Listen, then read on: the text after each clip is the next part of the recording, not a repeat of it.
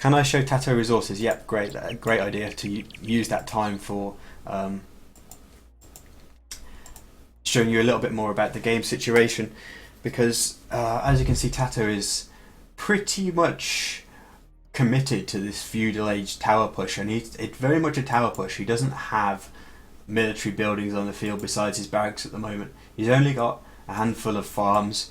He's not taking his berries at the moment. There's a few more farms and deer coming in over here actually, so his food income's not going to be that bad.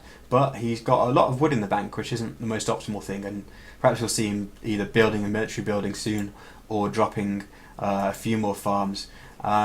And he needs to be careful because he's got no stone in the bank to drop another tower at this point. I think he's in the middle of building one in a nice spot that could deny this wood line. But if MbL comes in here with his militia and kind of pushes him off the stone, and maybe if MbL drops a tower here, which would be really nice, taking out this stone and gold at the same time, then TaToH's kind of push could have nothing in the bank in terms of resources to back it up.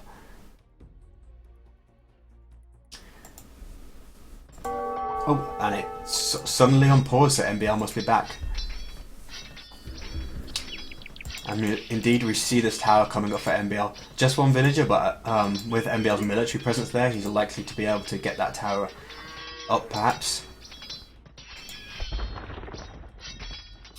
One spearman for TaToH taking down MbL's scout, but obviously not able to push away the militia. And seems like TaToH's giving up on that stone mine for now.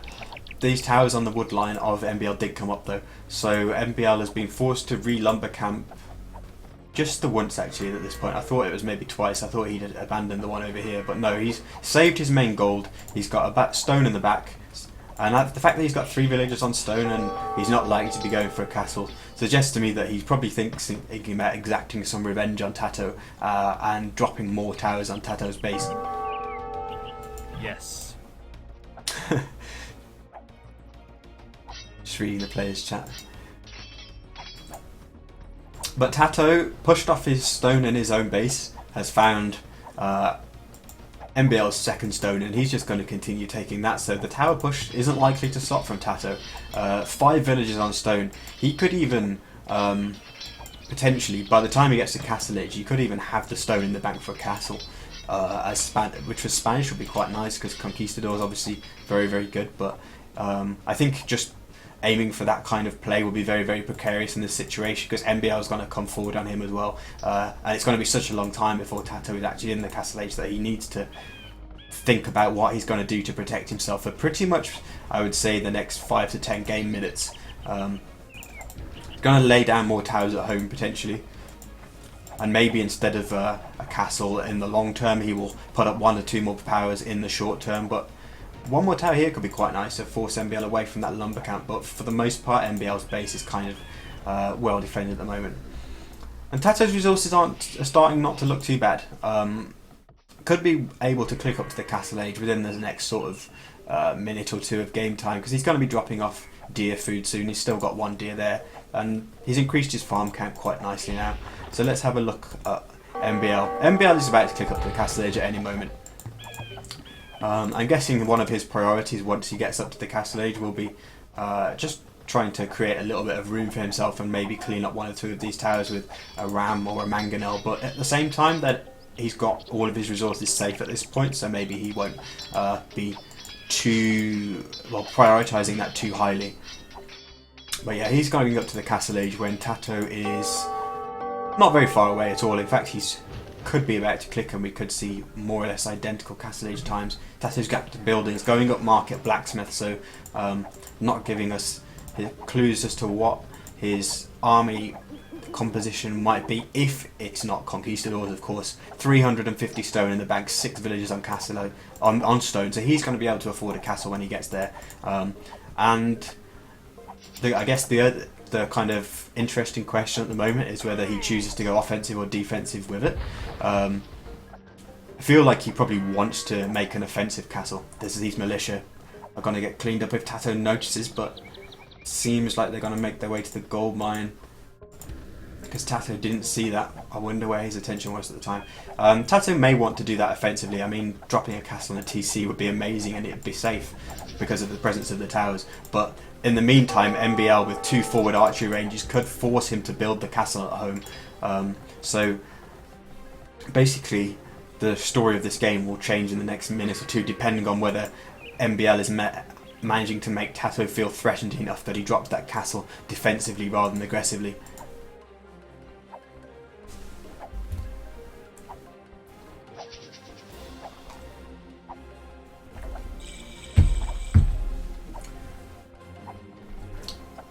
Okay, let's have a look. What is MbL doing? The crossbow upgrade.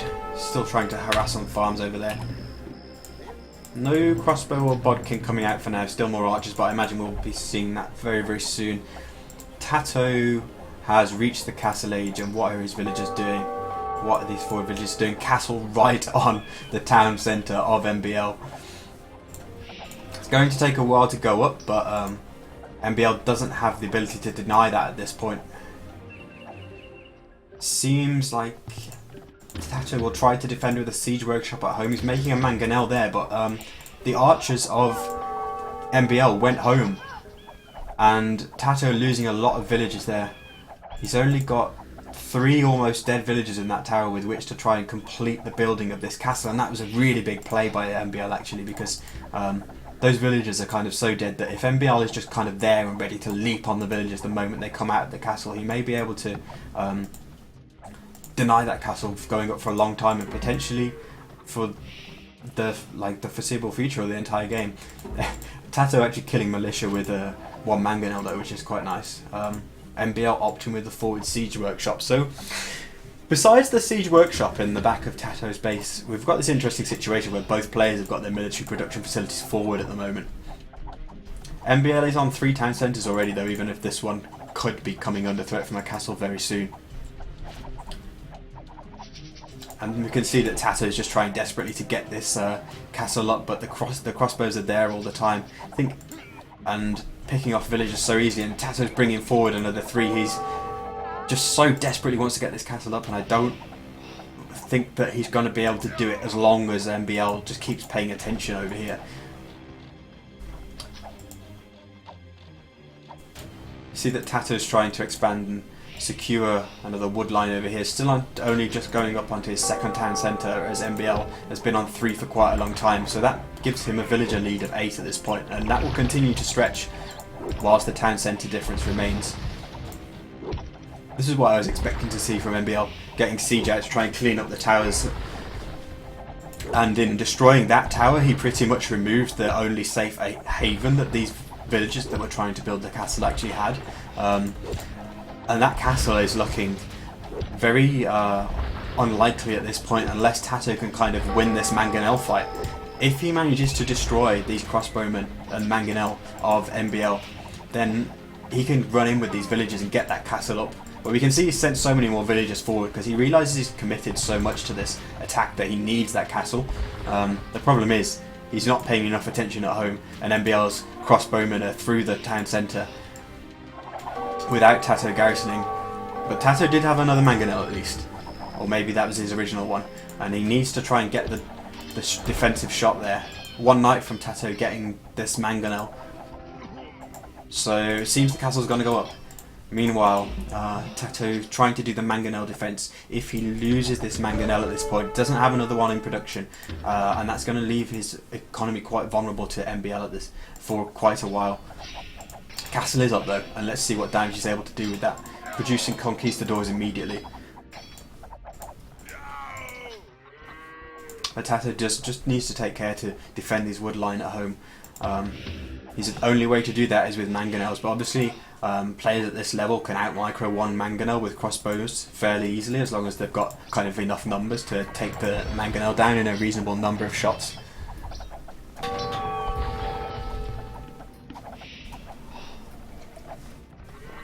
MbL even up to a 4th town centre now. In fact, trying to even go on to a 5th. I'd question whether at this point he's got the working farmland to actually sustain this, but I think it's also a protection aspect. He knows he's going to have conquistadors in his base sooner rather than later. MbL continuing to pick up some villager kills on here, but he's going to trap himself into a corner now. So let's see what the Mangonel is able to do. Staggered formation means that the Mangonel can't wipe out the crossbow formation all at once. I kind of want to look at the minimap, click over on the minimap to see what the Conquistadors are doing in MbL's base, but big Mangonel shot coming in, and that's going to ward off a lot of danger at home for TaToH. Looks like 2 Conquistadors went down there, but we can see a great many villager skeletons there. That town centre was in the process of being built, but it looks like potentially 5 or 6 villagers for MbL have gone down in the name of getting that town centre up, and the villager difference between the 2 players at this moment is only 4, even though MbL has been on a lot more town centres for a lot longer. But it's a very messy game, and we've got villagers going down left and right, partly as players just can't pay attention to both the forward and backward areas of their maps. 3 villagers just idle on TaToH's farms there, going down immediately. But TaToH is collecting so much more stone. He's going to have trouble mining with that second stone with more than 2 villagers or so, because it's trapped in the forest, but I don't know if he's going to be going for a second castle. That could be devastating if he actually managed to get up the second castle, maybe here or something.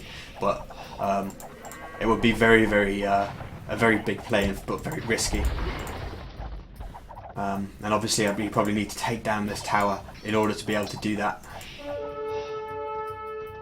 In the meantime, MbL just prowling around with crossbows.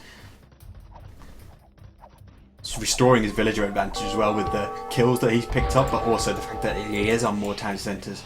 And TaToH's food count is just so low. I'd be surprised if he's keeping these town centres working.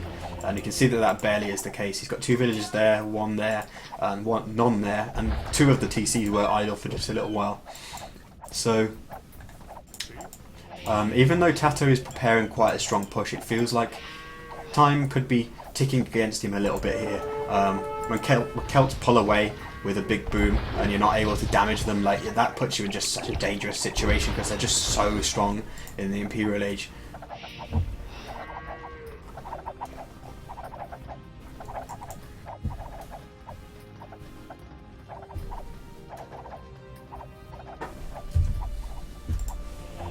Trying to see what TaToH's aim is with this forward monastery. I think he's just going to be adding monks to the attack rather than... Don't know if there are any relics nearby that he would kind of opportunistically picking up. It doesn't seem to be the case. But at home he's kind of in danger of losing his starting town centre now.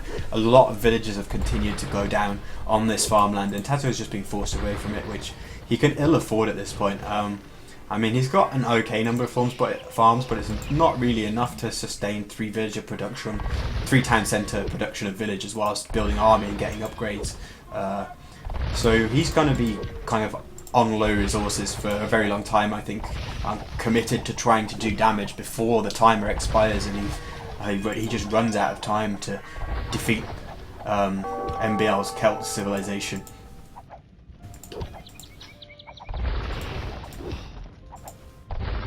That said, MbL just isn't pulling away in villager numbers at the moment. He's kind of maintained a 10 villager lead for the past couple of minutes without really extending it. Does have a castle to defend now, which is quite important, because TaToH has the stone for a second one, and it kind of stops TaToH from being too ambitious with that second forward castle that he may go for. Of course, TaToH could also put that castle up at home, which would be a good thing, because he's in danger of losing this part of his base, depending on how this fight goes. Obviously, Conquistadors, though, they just do so much damage to Mangonels. Their high attack, even though it's a ranged attack, it just destroys the pierce armor of the Mangonels, and this is looking like MbL has just lost a lot of his kind of forward in a short space of time here. If this Mangonel and the Conquistadors are able to just clean up these expos, and kind of bought TaToH a little bit of time when it felt like MbL was gaining the advantage in a macro sense. And if TaToH can just clean this up, then that will give him the ability to devote more of his attention to making the forward push that he's got actually work at this point. He's got so many siege weapons on the field at this point, multiple Mangonels and battering rams. And TaToH's just going to go in with a raid on his Conquistadors that do have +2. help them take arrow fire from the buildings as they try to raid. 4 battering rams forward as well for MbL. There's so much siege. And TaToH is going to go for that crazy ambitious castle, and it feels like he can make it happen. With the Conquistadors there, he can just basically take out the mangonels that run forward, and obviously he's mangonelling down this tower. That was the only defense MbL had against the villagers, and it's just getting a really messy game, but it feels like it's turning. I was really kind of thinking that MbL's macro advantage with when he had a 10 villager advantage sort of 10 minutes of game time ago would lead to him just accelerating away. The thing that isn't a positive for him though is that he's just reached the Imperial Age and he can begin to think about trying to tread down these castles potentially. I was so engrossed in the game that I didn't see his Imperial click, so apologies for not pointing that out earlier, but obviously he's going to be thinking about trying to tread these castles down as soon as possible.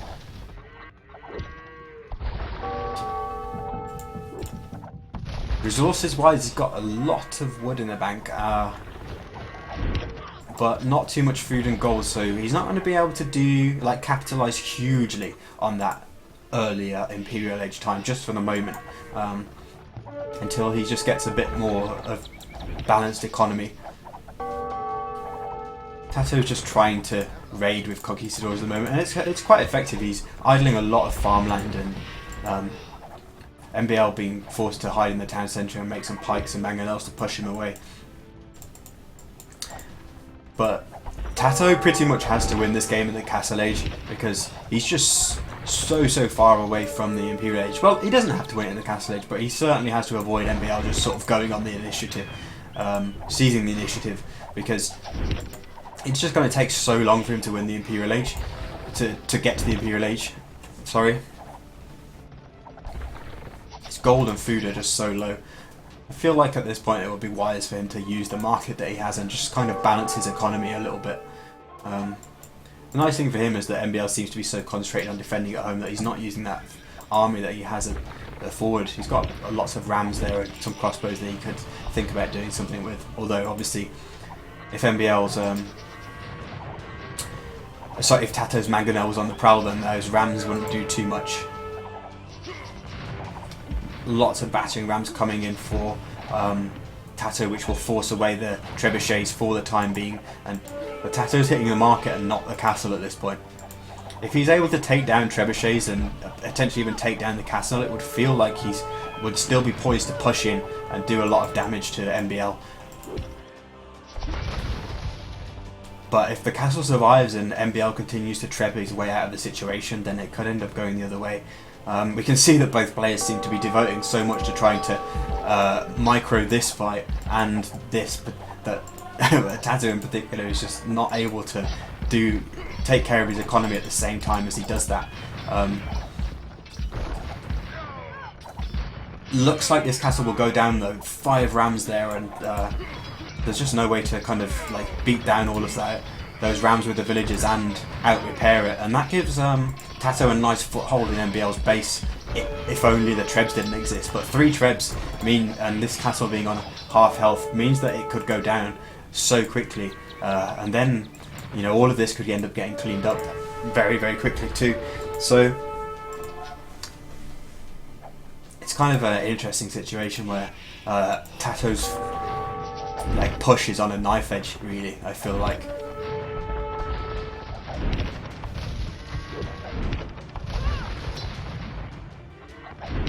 TaToH's castle going down. Meanwhile, he's trying to reclaim all these resources over here. Just power building a TC under the fire of a tower. Mangonel for MbL, not coming out early enough to deny it. TaToH's in kind of a tough spot to continue applying pressure out of these buildings with what he has, because he's no longer able to produce Conquistadors. He even added in a couple of scouts, because all he's got here are stables, and that's not going to work too well against halberdiers, and especially Celt halberdiers. So predictably, TaToH using some of the villages that he has over here to throw up some archery ranges. He needs to be careful not to lose this town centre as soon as he puts it up, because MbL's got 2 mangonels here, as has TaToH, so let's see who comes out victorious in this mangonel war. Seems like TaToH will clear that up for now. But it's just such a messy game. Both players having so many idols. The good thing for TaToH is that during that raid, he did manage to kind of take out and idle so much of MbL's economy for it. Quite a long period of time. So he's actually got a villager league now, which surprises me. But the idols from both players is quite staggering. Has been quite staggering, but also at the same time understandable, just due to how messy the game has been. Looks like TaToH's going to try and tech into Skirmisher and potentially Elite Skirmisher, but whilst that is a very good option against the Halberdiers with Celt Siege around, Rams to tank the fire, obviously fast firing mangonels, that also doesn't necessarily work too well. So seems like TaToH just desperately wants another castle now so that he can continue producing conquistadors, and then once he gets to Imperial Age, perhaps trebuchets to resume some kind of push and aggression in MbL space. But MbL with so many rams and halberdiers, he's just going to clean up all of this forward, and TaToH needs the facilities back at home. I feel like these archery ranges ended up being quite a poor investment for TaToH, because that's 700 odd wood that he put down into that, and he just built a bunch of feudal age skirmishers for hundreds more food and wood.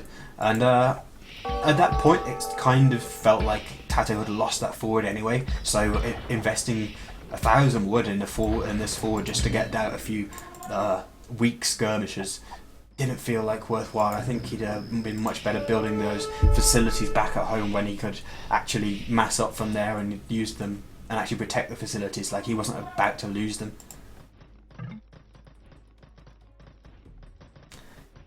Man, Brewer, you scared the life out of me then. I looked at the chat and I saw butter, and I got so paranoid about my stream buffering that I interpreted it as buffer.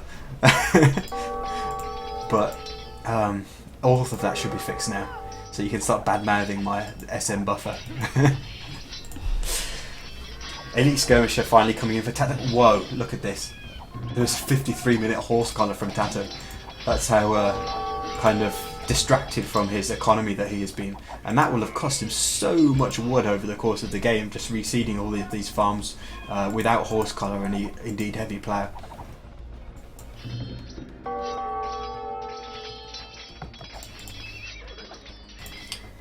Let's have a look at MbL's resources. I haven't switched with point of view for quite a while. It's got 1,000 food in the bank, which is really nice, and 400 gold, which when you're making primarily halberdiers and just adding a bit of siege, that's decent, because it's a few siege weapons worth of gold, definitely.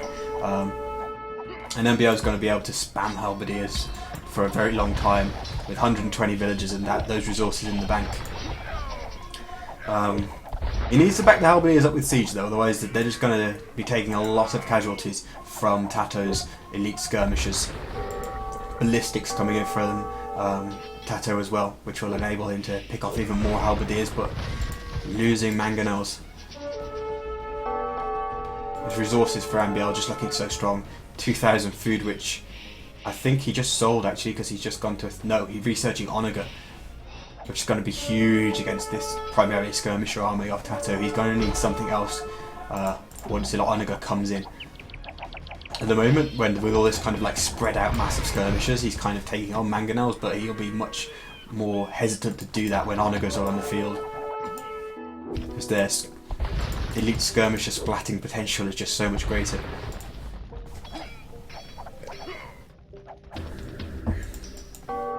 TaToH with 800 gold in the bank, and it had about 1,000 wood then, so just a tiny bit of market manipulation, or even just waiting for his farming income to sort of come in 30 seconds or a minute or so. He would be able to click up if he chooses to do so. Can almost afford a second castle soon as well once he mines out this stone, but if MbL comes forward heavily with lots of siege in the next few minutes, like, how long will those castles last? The good thing for TaToH at least is that MbL just doesn't really have trebs. He's got one in this, or one here, but he's not building a castle anywhere that I can see. I'm actually going to switch to his point of view in a moment after we've seen these Onager shots, just to see if he's got one anywhere or if he's actually mined any stone. Obviously TaToH mined the entirety of MbL's main stone, which is kind of means that MbL won't be getting trebs, and he'll probably have to focus more on siege ram than trebs. But TaToH finally clicking to the Imperial Age. Let's just see if no, MbL doesn't have the castle, but he just increased by 20 stone, so I think he is mining it somewhere. And obviously if he gets a castle, then he might be able to get conscription in particular, and maybe even Furor Celtica to make his siege weapon stronger.